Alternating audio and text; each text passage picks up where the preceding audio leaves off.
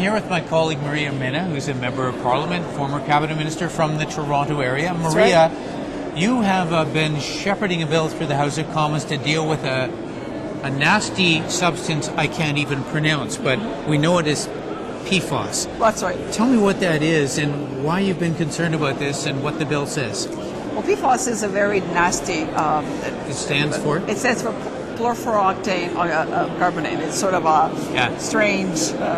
my tongue gets tough around it too, but the reality is that it is used on carpets,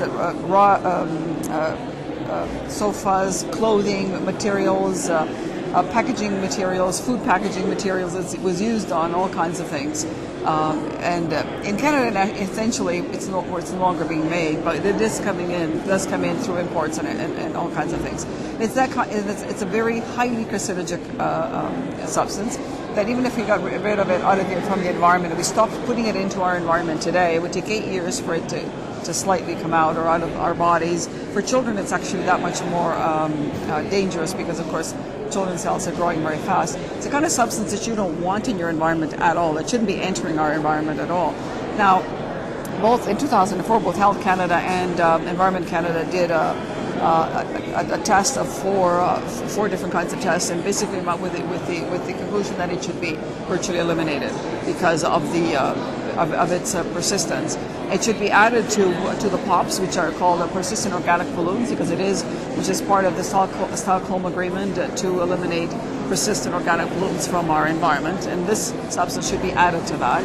And this bill is calling for a virtual elimination of this substance, which would mean that it would never.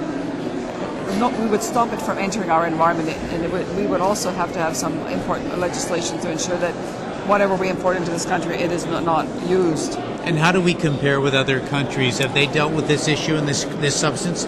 Well, other countries have actually already banned it. I know European countries have, so have the Americans, in fact, in the US. So it's time that we caught up with this because it's one of many, by the way. There are a couple of thousand other chemicals out there which need to be addressed, and I know that they're very badly, but this is one that I came across, and once I learned about it, I really couldn't just leave it alone. Mm-hmm. In my view, having been involved with implementing the POPs, Persistent Organic Pollutants Program internationally, when I was Minister for International Development, it was my responsibility to implement that part of our policy in developing countries, where there are a lot of chemicals being used that we have banned long ago in this country, because those pollutants come back to us, especially in northern Canada, through our, and we end up paying the price in many other ways.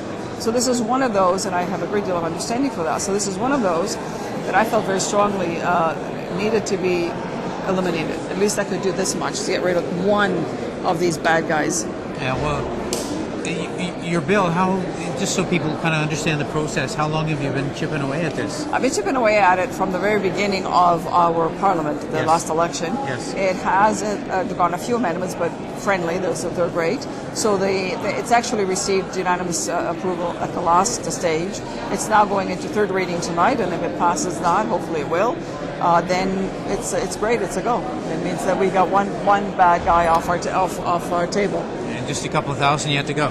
Well, thank you, Maria. It's an example of the kind of work that doesn't get huge headlines and the government never talks about, but it is solid, absolutely productive work on the part of members of Parliament to help all of us, all Canadians. Maria, thank you. That's wonderful stuff. Thank you. That's Thanks great. for watching MPTV.